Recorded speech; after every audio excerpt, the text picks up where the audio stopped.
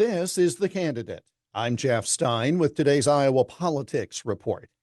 I enjoyed unplugging from much of the political conversation the past few days. Too much of anything isn't good for you, including ice cream, although I am willing to make an exception for that.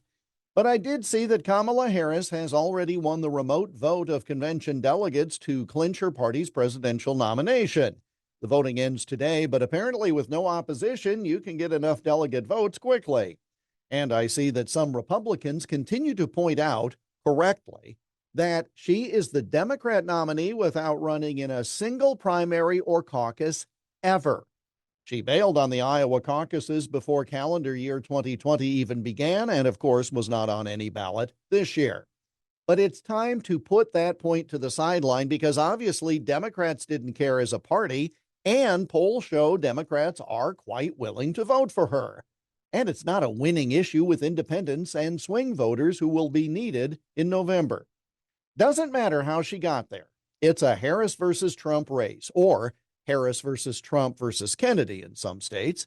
It's time for the GOP to focus on her record prior to becoming vice president, including being tabbed the most liberal member of the U.S. Senate at the time she did run for the Oval Office in 2019, as well as talking about her record as a partner in the Biden-Harris administration.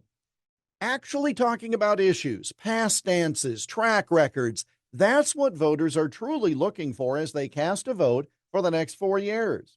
There's not much value in pointing out her racial makeup other than to make the point that she is a chameleon who changes her position on that as often as she changes her position on political issues.